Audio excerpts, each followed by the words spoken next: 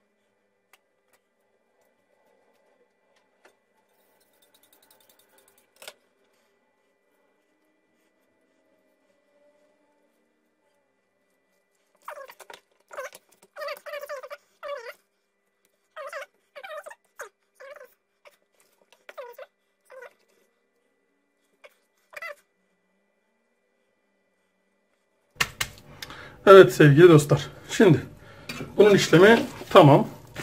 Mangala sığacak şekilde de kestiğimize göre artık baharatlama işlemini yapacağız. Şu kısımları da alayım ondan sonra tabii. Şimdi gelelim baharat olayına. Karabiber isteğinize kalmış. Şöyle 2-3 1-2 yemek kaşığı koysanız yeterli. Şurada 2 yemek kaşığı falan var takribi. Ondan sonra gene bir o kadar da tuz. Kaya tuzu. Birebir oranda koyarsanız iyi olur. Şöyle biraz daha çekeyim. Evet.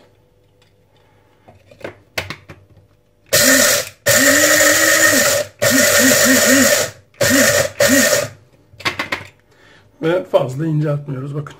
Görün. Karabiberlerin taneleri birçoğu hala duruyor.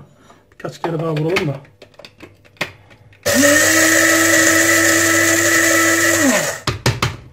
Evet, karabiber şimdi o içeride bulut olduğu için üstümüze, burnumuza falan gelir, hapşurtma falan yapmasın. Evet. Devam edelim. Bunu bir kaseye alayım.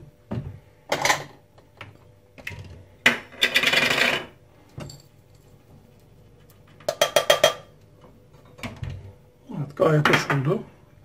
Şimdi üstüne biraz zeytinyağı. Şöyle bağlayıcılık yapsın falan, tutsun diye az bir şeycik zeytinyağı sürüyorum. Sonra başlıyorum dökmeye.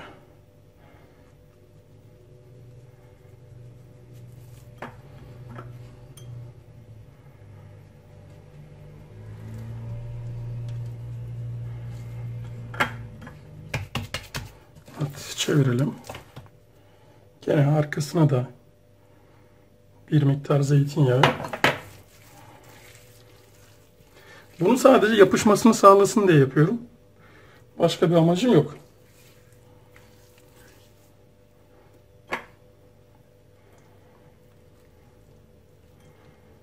Tamamen boğmuyorum arkadaşlar. Bakın. Eti tamamen tuza ve karabibere boğmuyorum. Yani ilk yaptığım videoda öyle bir boğma yaptıydım. Ama bu sefer yapmıyorum. Etin tadı güzelce gelsin. Bu kadar basit. Şuraları da biraz dökelim. Tamamdır. Bitti arkadaşlar. Şimdi pişim aşamasında görüşelim inşallah. Bir yere ayrılmayın. Hadi. Gördüğünüz gibi alüminyum folyonun altına suyu koyduk. Üst ızgaramızı da temizledik güzelce. Şimdi geldik etimizi yerleştirmeye. Kalın tarafını ateşe doğru çeviriyoruz. Böyle bırakıyoruz. Bakın kalın tarafı burası, ince tarafı burası. Hemen derecemizi de alıyoruz elimize. Şöyle şuraya sokuyoruz. Ha böyle burada dursun. Tam ortalayacak şekilde. Ve de kapatıyoruz. Arkadaşlar pişme dakikası, saati, zamanı tamamen ateşin yani etin derecesiyle alakalı. Belki 3 saatte de olur, belki 2 saatte de olur. Ve unutmadan tabii smoked yapıyoruz. İs olmadan olmaz değil mi? Bir tane kiraz ağacı koyuyorum. Bakın bu sefer meşe değil. Kiraz ağacı ya da vişne ağacı işte artık her neyse. Vişneydi sanırsam. Ben yanlış hatırlıyor da olabilirim. Vişne ağacını oraya koydum. Bu 2 gün önceden yaptığım, ıslattığım, suda beklettiğim bir ağaç. Onu oraya koydum ve kapağını da artık kapattım. Yan tarafları da güzelce kısayım. Şöyle hop. Tamamen kıstım. Hemen derecemize bakıyoruz. Kaç dereceymiş içi? Evet, görebiliyorsunuz ikisi de 16 derecede. Biri daha hassas veriyor, diğeri yuvarlatıp veriyor. 16 derecede et sıcaklığımız. Arkadaşlar burası birazdan şöyle bir 140, 130, 140'lara gelir. Normal fırın sıcaklığı. 140 derecede güzelce pişsin. 2 saat sonra ya da 3 saat sonra derecenin kendi belirtmesi 50-60 dereceye geldiğinde geleceğim, üstüne bir elma suyu sıkacağım. Ondan sonra yavaş yavaş aşama aşama size göstereceğiz inşallah. Hadi bakalım. Smoked brisketimiz hayırlı olsun. Hadi devam. Tam 1,5 saat oldu. 1,5 saat sonraki görüntü. Buyurun. Sizlerle. Vişne ağacının kızarması daha kuvvetli oluyor ve 61 derece şu anda saplı olan yer. Bir püskürtme işlemi yapacağız. Ve diğer tarafların derecesine bakacağız.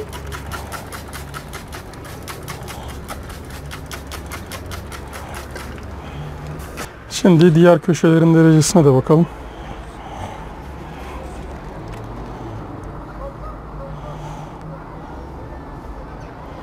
...60, 65, 70. Bu köşeler tabi ateşe daha yakın olduğu için daha hızlı ısınıyor. Burası 68,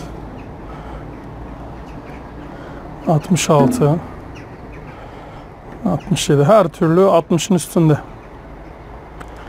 Ama şöyle bir saat daha böyle dursun burada. Güzelce ince tarafını getirelim öbür tarafa. Bir çıkartalım. Bismillah. Üstündeki suyunu da kaybetmesin, değil mi? Evet.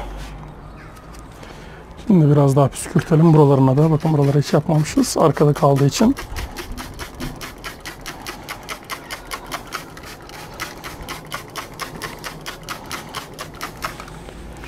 Evet sevgili dostlar.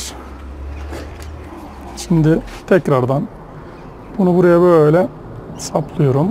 Kaç dereceymiş? 65 derece. Alt tarafa yerleştirdik. Evet. Şu ağacımızı da bir ters çevirelim ki duman etmeye devam etsin. Çünkü daha bunun duman olayı bitmedi. Hala duman edecek bu. Evet arkadaşlar şöyle 1-1,5 saat sonra tekrardan görüşürüz. Bir yere ayrılmayın. Hadi bakalım. Tam 2,5 saat geçti. Ve 2,5 saatin sonundaki tablo bu. Şimdi bir derecesine bakalım. 70-73 dereceyi gördüm ben. Ama birlikte bakalım bir daha. Şöyle buradan bakalım. 66 derece gösteriyor. 75 derece. 66. Ortalara gelelim. 67, 68. Şöyle bakalım. 65. 72. Şimdi arkadaşlar, evet, tamam. 2,5 saat pişti. İsteyen aslında 3 saatte tutabilir ama hiç önemli değil. Artık folyolama işlemine geçebiliriz. Evet arkadaşlar. Şimdi etimizi alıyoruz ve güzelce yerleştiriyoruz. Şuraya koyalım. Evet. Bunları bizim bir şey olmaz. Şimdi bir tane daha yağlı kağıdı üstüne koyacağım. Büyük yağlı kağıt alana kadar standart ev yağlı kağıtlarıyla idare etmeye devam. Şimdi evvela bir havuz yapalım şurada. Ve içine elma suyunu koyuyoruz. Şöyle döküyoruz her tarafından ağrı. Evet. Boşalttık. Elma suyu önemli. Çünkü kaybettiği nemini bununla birlikte geri alacak ve daha da yumuşak olacak.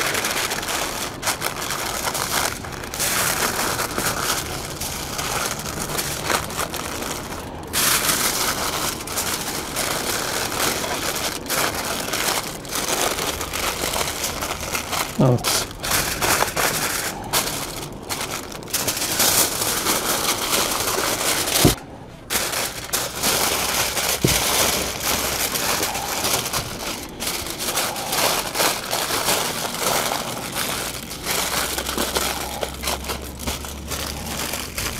Şimdi dönelim yine mangala. Alt katmanını çift kat yaptım. Çünkü tek kat olduğunda delinebiliyor, yırtılabiliyor aşağıya. Ya bir sıkıntı olmasın, sızdırım olmasın diye böyle yaptım. Şimdi arkadaşlarım, kömürlerimizi bir canlandıralım. 3-4 saat daha burada duracak bu et. 2,5 saat pişti. Yaklaşık takribi 4 saat daha tutmayı düşünüyorum. 4 saatin sonunda da yarım saatte bir dinlenme molası vereceğim. Ondan sonra arkadaşlar sizlerleyiz. Hiçbir yere ayrılmayın. Hadi bakalım. Saat şu anda tam 7'yi 10 geçiyor. Yani bu demek oluyor ki kaç başlamıştık biz? 1'de başlamıştık.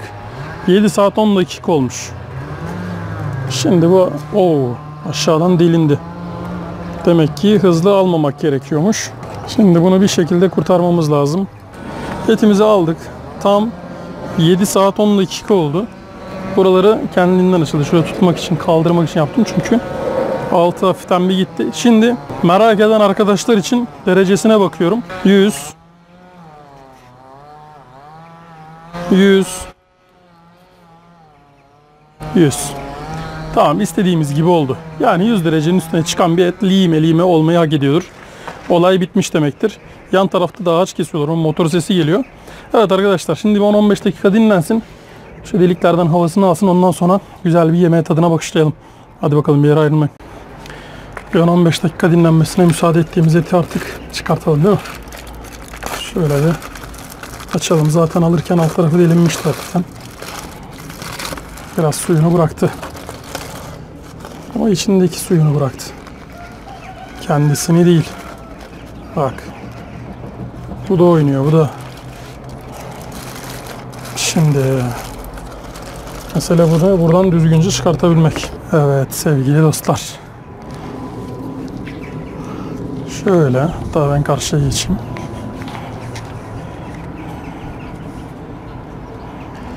Bismillahirrahmanirrahim. Şöyle ortadan bir de alalım.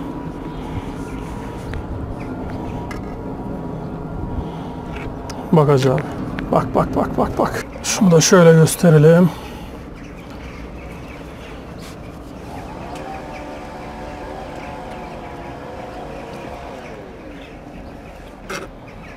Oh bak. Su yoktur falan vesaire diyenler için tekrardan gösteriyorum. Biz zaten içine ekstra su attık. Yani elma suyu. Elma suyunu haybeden yere koymadık. Bakın. Oh maşallah. Ve sevgili dostlarım, şimdi tadına bakıyoruz.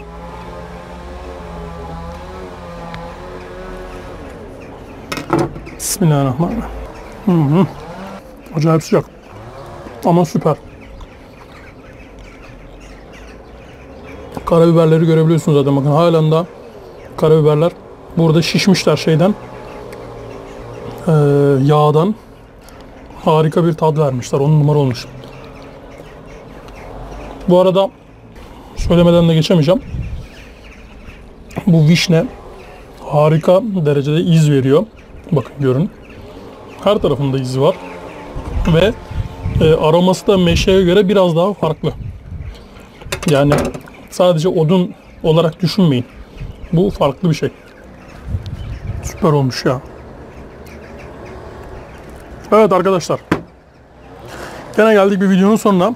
Videoyu beğendiyseniz, hoşunuza gittiyse, faydalı olduysa, yani bu iş tamamdır, ben bunu öğrendim falan diyorsanız lütfen bir beğenme butonuna basmayı ve halen daha abone değilseniz arkadaşlar, bir de kırmızı alt tarafta bir buton var.